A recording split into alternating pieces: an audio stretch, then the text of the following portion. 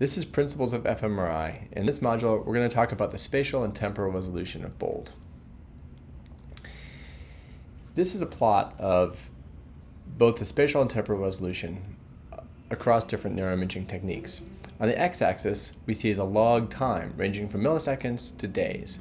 On the y-axis, we see the log of space ranging from a micrometer up to the whole brain, 100 centimeters or so. MEG and EEG have very good temporal resolution, but very poor spatial resolution. And in addition, it's very hard to know whether the signals are coming from the part of the brain that you think they might be coming from. PET imaging has reasonable spatial and temporal resolution. Its temporal resolution is on the order of several minutes up to many minutes, depending on what type of imaging one is doing. If it's dopamine imaging, for example, that takes a long time. And reasonable spatial resolution on the order of a centimeter to whole brain scale.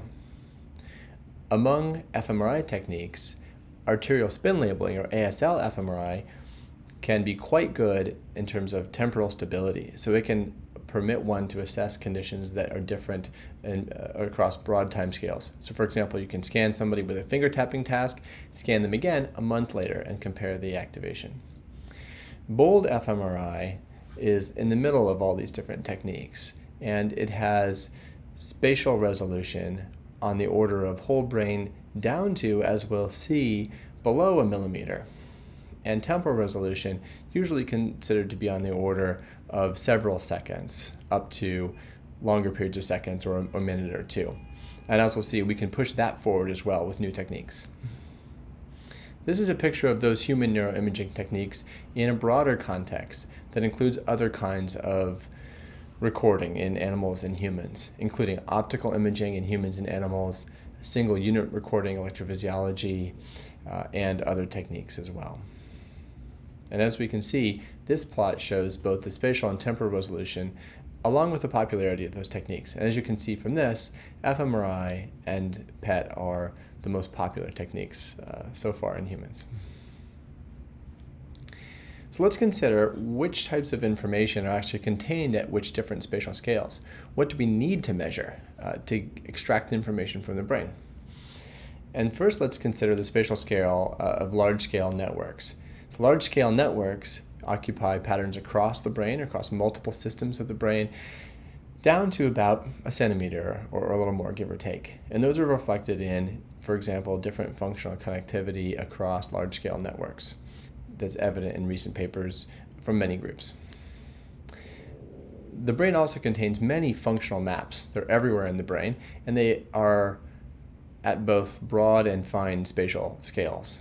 So for example, somatosensory topography is a relatively coarse, spatially speaking, kind of topography, and there are many finer grained types of maps as well. We can also consider functional columns in the brain, different columns or subnuclei that perform relatively different functions or dissociable functions.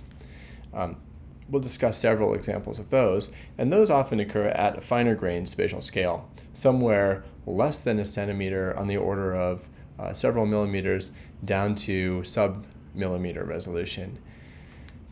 And finally, much information in the brain is organized in terms of cell assemblies or activation of individual neurons. And those cell assemblies are things that we're unlikely to be able to see directly with fMRI. We'll look at examples of those as well. In terms of large-scale networks, what you're seeing here is a picture of one result among many. This is from Randy Buckner's lab.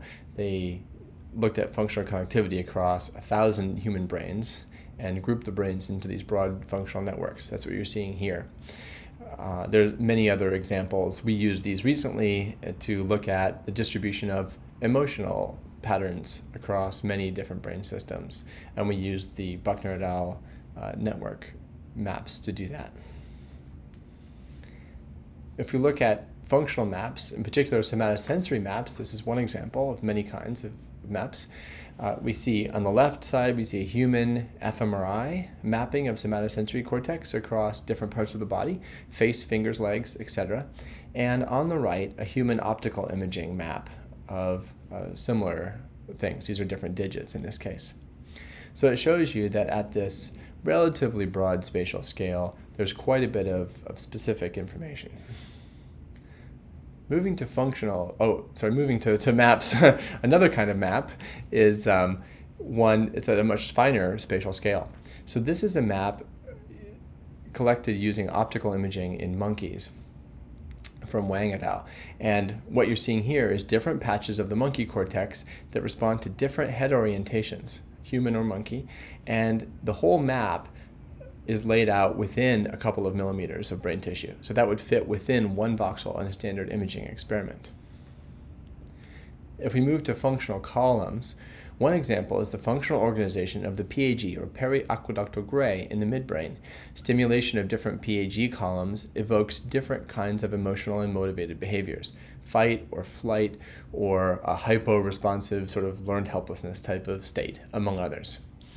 And with fMRI, particularly here high-resolution fMRI, we're able to see functional activity within different subregions of the PAG. That occurs at a fairly fine spatial scale. Another example is in the visual system, several kinds of maps. One is ocular dominance columns, which have a fundamental spatial frequency of about on the order of 0.5 millimeter to 2 millimeters, and orientation columns, which follow pinwheel patterns that occur at finer grained spatial scales of organization. And using high field fMRI at 7T and to some degree at 3T, it's possible to extract information about which eye something is coming from, that's ocular dominance columns, or about which orientation a line is being presented to the subject. So those are examples of finer grained maps.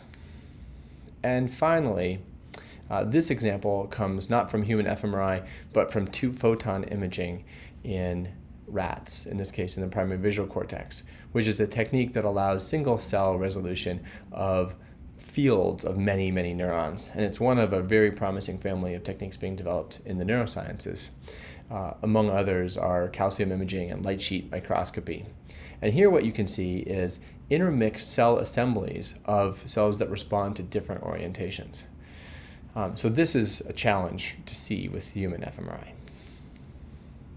If we think about bold fMRI, it can cover this whole area here then, from very large-scale networks down to relatively fine-grained functional maps.